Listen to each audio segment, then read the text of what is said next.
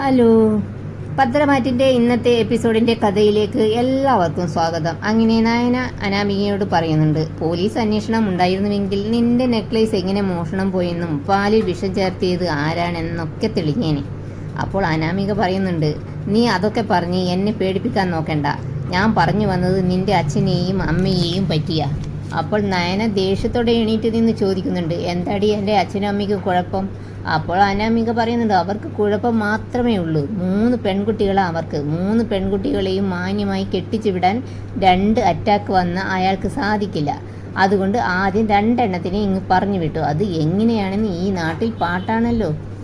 അന്നേരം നയന ചോദിക്കുന്നുണ്ട്, അതിന് ഇപ്പോൾ എന്ത് വേണമെന്നാണ് നീ പറഞ്ഞു വരുന്നത്? അപ്പോൾ അനാമിക പറയുന്നുണ്ട്, എന്നിട്ട് തീർന്നില്ലല്ലോ, മറ്റവളെ കൂടി ഇങ്ങോട്ട് പറഞ്ഞു വിടാനാ നിന്റെ അച്ഛനും അമ്മയും ശ്രമിക്കുന്നത്. അവൾ ട്രെയിനിങ്ങിന് പോകുന്നതിന് മുൻപ് കൂടിക്കാഴ്ച നടത്തുകയാണ് അനിയുമായിട്ട്. എൻ്റെ അച്ഛൻ കുറച്ച് മുൻപ് കണ്ടടി അവർ തമ്മിൽ സംസാരിക്കുന്നത്. അതിൻ്റെ പേരിൽ ഈ വീട്ടിൽ കുറേ പ്രശ്നങ്ങൾ ഉണ്ടായതാണ്. എന്നിട്ട് നിൻ്റെ അച്ഛനും അമ്മയും അവളെ കയറൂരി വിടണമെങ്കിൽ അതിൻ്റെ അർത്ഥം അവരത്രയ്ക്കും തരം താണവരെന്നല്ലേ. പെൺമക്കളെ വളർത്തി വലുതാക്കിയിട്ട് അവരെ കൊണ്ട് ജീവിക്കണമെന്ന് ആഗ്രഹിക്കുന്നവരാ നിൻ്റെ അച്ഛനും അമ്മയും. നിന്നെ പ്രസവിച്ചത് അലഞ്ഞു തീയുന്ന ഒരു അമ്മയാടി. ശരിക്കും നീയൊക്കെ ഗോവിന്ദൻ്റെ മക്കൾ തന്നെയാണോ എന്ന് അയാൾക്ക് പോലും ഉറപ്പുണ്ടാകില്ല. ശരിക്കും നിൻ്റെ അമ്മയ്ക്ക് മാത്രമേ അറിയൂ നിൻ്റെയൊക്കെ യഥാർത്ഥ അച്ഛൻ ആരെന്ന്. ഇതൊക്കെ കേട്ട് ദേഷ്യം ഇങ്ങനെ കയറി വരുന്നുണ്ട് നയനക്ക്. കൊടുത്തു അനാമികയുടെ കരുണം നോക്കി നല്ലൊരു അടി. അപ്പോൾ അനാമികക്ക് അത് തീരെ സഹിച്ചില്ല. നീ എന്നെ തല്ലിയോടി എന്ന് പറഞ്ഞ് നയനെ തല്ലാൻ കൈ പൊക്കിയപ്പോഴേക്കും നയന അവളുടെ കൈ തടഞ്ഞുകൊണ്ട് പറയുന്നുണ്ട്, എന്നെ തിരിച്ചു തല്ലാൻ നീ ആളായിട്ടില്ലടി. എന്നെ എന്ത് പറഞ്ഞാലും ഞാൻ ക്ഷമിക്കും. പക്ഷേ എൻ്റെ അച്ഛനെയും അമ്മയെയും അനിയത്തിമാരെക്കുറിച്ച് എന്തെങ്കിലും പറഞ്ഞാൽ ഞാൻ ക്ഷമിക്കില്ലടി എന്ന് പറഞ്ഞ് അനാമികക്ക് ഒരു തള്ളും വെച്ച് കൊടുത്തു. എന്നിട്ട് അനാമിക പറയുന്നുണ്ട്, ഇത് ഞാൻ ക്ഷമിക്കില്ലടി. അപ്പോൾ നയന പറഞ്ഞു, ഞാനും അങ്ങനെ തന്നെയാടി. നിന്നോട് ഞാൻ ഒരുപാട് കോംപ്രമൈസ് ചെയ്തിട്ടുണ്ട് അനിയെ ഓർത്ത്, അനിയുടെ ജീവിതം ഓർത്തിട്ട്. അതൊക്കെ മനസ്സിലാക്കാതെ നീ എൻ്റെയും എൻ്റെ വീട്ടുകാരുടെയും നെഞ്ചത്തൊട്ട് കയറിയാൽ എനിക്കറിയാം ഇനി എന്തു വേണമെന്ന്. അത് പറഞ്ഞ് നയന അങ്ങ് പോകുന്നുണ്ട്. അനാമികയാണെങ്കിൽ അടികൊണ്ട കവിളിങ്ങനെ തടവുന്നുണ്ട്. പിന്നെ കാണിക്കുന്നത് നവ്യയെയും നയനിയെയുമാണ്. നവ്യ പറയുന്നുണ്ട്, അവൾ നമ്മുടെ അച്ഛനമ്മമാരെക്കുറിച്ച് അങ്ങനെയൊക്കെ പറഞ്ഞിട്ടുണ്ടെങ്കിൽ നീ നമ്മുടെ നന്ദുവിനെ അങ്ങോട്ടേക്ക് വിളിക്കുകയാണ് വേണ്ടത്. നമ്മൾ അനാമികയെയും നന്ദുവിനെയും ഒന്നിപ്പിക്കാൻ വേണ്ടി ഒന്നും ചെയ്യുന്നില്ലല്ലോ. എന്നിട്ട് പോലും അവൾ ഇത്രയധികം ചോരത്തിളപ്പ് കാണിക്കുന്നുണ്ടെങ്കിൽ അതിനുള്ള മറുപടി കൊടുത്തേ പറ്റൂ. അതിന് നന്ദു അവിടെ വരിക തന്നെ വേണം. അപ്പോൾ നയന ചോദിക്കുന്നുണ്ട്, പിന്നെ നന്ദുവും അവളും തമ്മിൽ കാണാനുള്ള അവസരം കൊടുക്കണോ? ഞാൻ പലവട്ടം അനിയോട് പറഞ്ഞതാ, നന്ദുവിനെ വഴിയിൽ വെച്ച് കാണുകയാണെങ്കിൽ അധികം സംസാരിക്കുകയൊന്നും പോകരുതെന്ന്. ഒന്നാമതേ അനി പുറത്തേക്ക് പോയാൽ അനാമിക പിന്നാലെയുണ്ട്. നമ്മളാരും ഒരിക്കലും ആഗ്രഹിക്കുന്നില്ല അനിയും നന്ദുവും ഒന്നാകാൻ.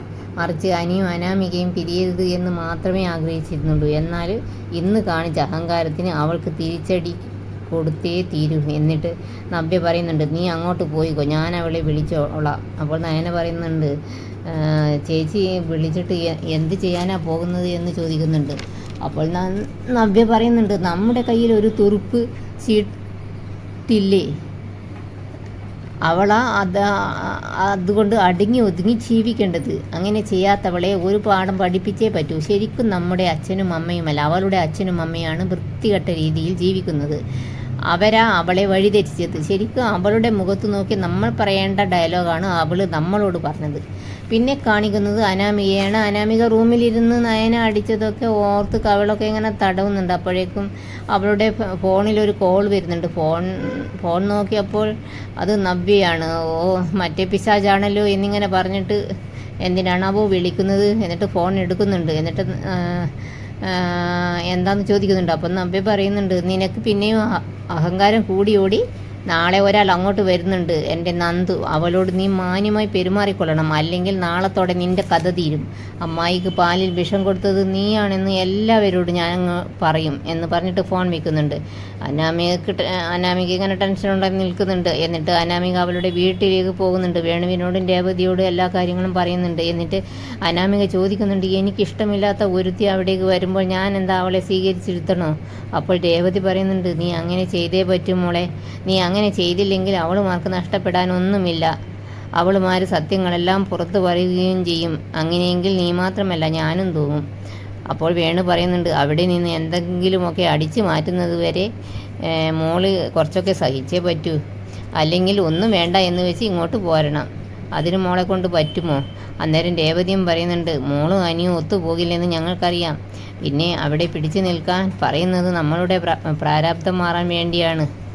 എന്നിട്ട് പിന്നെ ചെറിയൊരു കാരണമുണ്ടാകുമ്പോൾ ഇങ്ങോട്ട് ഓടിപ്പോരുകയാണോ വേണ്ടത്? അന്നേരം അനാമിക പറയുന്നുണ്ട്, ഞാൻ ഇങ്ങോട്ട് ഓടിപ്പോകുന്നതൊന്നുമല്ല, നിങ്ങളോട് ഒരു അഭിപ്രായം ചോദിക്കേണ്ടിയിട്ടാണ് ഞാൻ ഇങ്ങോട്ട് വന്നത്. നാളെ അവളോട് നന്നായി ഞാൻ പെരുമാറിയാൽ എൻ്റെ അമ്മ പോലും എന്നെ സംശയിക്കാൻ തുടങ്ങും. അപ്പോൾ രേവതി പറയുന്നുണ്ട്, മോൾ അങ്ങനെ നന്നായി പെരുമാറിയാൽ നീ മാറിയെന്ന് അവർ കരുതും. പിന്നെ വല്യമ്മയും മുത്തച്ഛനും മുത്തശ്ശിയും ഒക്കെ നിന്നെ സ്നേഹിക്കാൻ തുടങ്ങും. ഇഷ്ടമില്ലെങ്കിൽ കൂടി ശരി എന്ന് പറഞ്ഞ് അങ്ങനെ അനാമിക തിരികെ അനന്തപുരിയിലേക്ക് പോകുന്നുണ്ട്. പിന്നെ കാണിക്കുന്നത് അനന്തപുരിയാണ്. അവിടുത്തെ ബാൽക്കണിയിൽ ഇങ്ങനെ നയന നിൽക്കുന്നുണ്ട്. അപ്പോൾ അങ്ങോട്ടേക്ക് ഏട്ടത്തി എന്ന് വിളിച്ച് അനാമിക വരുന്നുണ്ട്. അത് കേട്ട് നയന ഞെട്ടുന്നുണ്ട്. എന്താ നീ വിളിച്ചത്? ഏട്ടത്തി എന്നോ? സാധാരണ നീ എടിബോഡി എന്നൊക്കെയാണല്ലോ വിളിക്കുന്നത്. നീ ഭയങ്കര അഹങ്കാരിയാണ്. എൻ്റെ അച്ഛനെയും അമ്മയെയും പറ്റിയൊക്കെ പറഞ്ഞത് ഒരിക്കലും മറക്കാൻ എനിക്ക് കഴിയില്ലടി. നാളെ എൻ്റെ നന്ദു വരുമ്പോൾ അവൾക്ക് നീ ആയിരിക്കണം ഭക്ഷണം വിളമ്പി കൊടുക്കേണ്ടത്. അതുമാത്രമല്ല വളരെ മാന്യതയോട് അവളോട് പെരുമാറുകയും ചെയ്യണം. അല്ലെങ്കിൽ അറിയാമല്ലോ, നിൻ്റെ നാവ് കൊണ്ട് നിനക്ക് എന്ത് തോന്നിയ സുഖവും വിളിച്ചു പറയാം. പക്ഷേ എൻ്റെ നാവ് കൊണ്ട് എല്ലാ സത്യങ്ങളും ഞാനങ്ങ് വിളിച്ചു പറയും. അത് കേട്ട് അതുകൊണ്ട് എന്ത് വേണമെന്ന് നീ ആലോചിക്കുക എന്ന് പറഞ്ഞ് നയന പോകുന്നുണ്ട്. ഒന്ന് സോപ്പടിക്കാൻ വന്നതായിരുന്നു നമ്മുടെ അനാമിക, പക്ഷെ അതങ്ങോട്ട് ഏറ്റില്ല. പിന്നെ കാണിക്കുന്നത് അനിയെയാണ്. അനി നന്ദുവിന് ഫോൺ വിളിക്കുന്നുണ്ട്. ഫുഡ് കഴിക്കാൻ വിളിച്ച കാര്യമൊക്കെ അനി ചോദിക്കുന്നുണ്ട്. അപ്പോൾ നന്ദു പറയുന്നുണ്ട്, എനിക്ക് അങ്ങോട്ട് വരാൻ ഒട്ടും താല്പര്യമില്ല, വെറുതെ ഓരോ പ്രശ്നമുണ്ടാക്കാനാ അത് ഉപകരിക്കുകയുള്ളൂ. അപ്പോൾ അനി പറയുന്നുണ്ട്, ഒരു പ്രശ്നവും ഉണ്ടാകില്ല, തീർച്ചയായും നീ വരണം. പിന്നെ ഇന്ന് വൈകുന്നേരം എനിക്ക് നിന്നെ കാണണം. നീ വന്നില്ലെങ്കിൽ ഞാൻ നിൻ്റെ വീട്ടിലേക്ക് വരും. പെട്ടെന്ന് നമ്പി അങ്ങോട്ട് വരുന്നത് കണ്ട് ശരി ഞാൻ ഫോൺ വെക്കട്ടെ എന്നും പറഞ്ഞിട്ട് ഫോൺ വെക്കുന്നുണ്ട്. അപ്പോൾ നവ്യ ചോദിക്കുന്നുണ്ട്, ആരാ നിന്നെ വിളിച്ചത്? അപ്പോൾ നന്ദു പറയുന്നുണ്ട്, അതെൻ്റെ ഫ്രണ്ടാണ്. എന്നിട്ട് നവ്യ ചോദിക്കുന്നുണ്ട്, ഫ്രണ്ടിൻ്റെ പേര് അനി എന്നാണോ? എന്നിട്ട് നമ്പി ചോദിക്കുന്നുണ്ട്, എന്തിനാ മോളെ നീ അവനെ ഇങ്ങനെ വിളിക്കുന്നത്? നിൻ്റെ മുഖം കണ്ടിട്ട് നിൻ്റെ ഉള്ളിൽ ഇപ്പോഴും അവനെ സ്നേഹിക്കുന്നത് പോലെ തോന്നുന്നുണ്ടല്ലോ.